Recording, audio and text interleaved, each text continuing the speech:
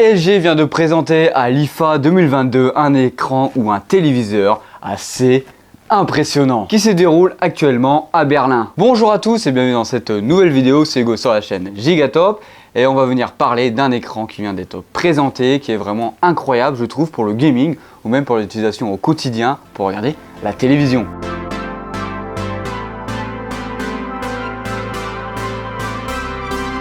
N'hésite pas à t'abonner et à liker, ça fera toujours monter la chaîne vers les étoiles. Si vous suivez un petit peu l'actualité des écrans gamers, vous avez sans doute vu l'écran de chez Corsair, le Xenon Flex qui a été présenté à la Gamescom quelques semaines auparavant. Et LG a répondu il y a seulement quelques jours avec son LG OLED Flex, un écran que je trouve juste impressionnant. Tu vas le trouver encore plus impressionnant quand je vais te présenter les caractéristiques de celui-ci. Pour leur faire court, on est sur un écran qui va venir s'incurver, changer de position ou en revenant tout simplement à une forme basique d'un écran, c'est-à-dire droit. On est sur une courbure maximum qui est vraiment très prononcée de 900 R. Vous allez choisir parmi 20 positions différentes de courbure et vous allez pouvoir aussi l'ajuster par palier de 5%. Tout cela se retrouve dans un écran de 42 pouces. En plus de ça, on a un support réglable sur une hauteur de 14 cm. Celui-ci est inclinable vers l'arrière jusqu'à 5 degrés et inclinable vers l'avant jusqu'à 10 degrés. Et où l'écran est encore plus impressionnant, c'est qu'on est chez LG par rapport au Corsair. On est chez LG, donc on a une dalle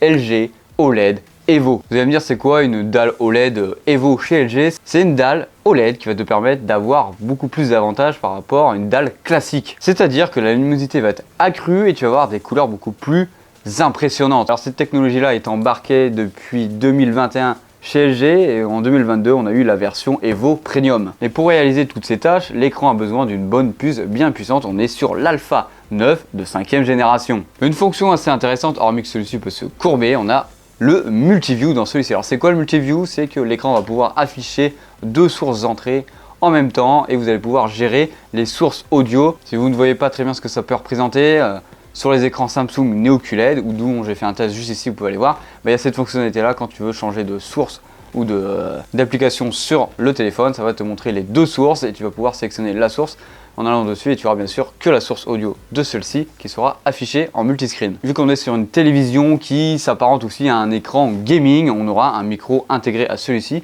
sans écho, en tout cas qui va limiter l'écho de celui-ci.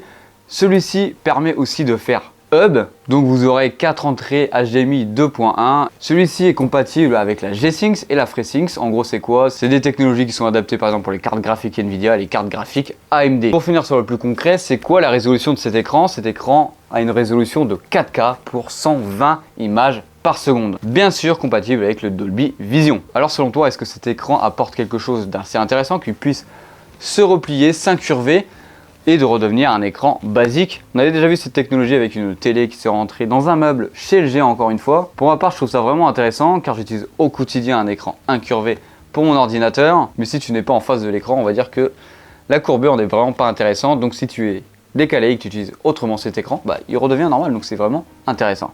Mets-moi en commentaire l'avis que tu as sur cet écran, si tu trouves qu'il va être utile vers le futur. Pour finir, on n'a quand même pas d'infos sur sa date de lancement et sur son prix. Ça s'annonce assez exorbitant. En tout cas, j'espère que cette vidéo t'aura plu. N'hésite pas à t'abonner, à liker. Allez, bisous!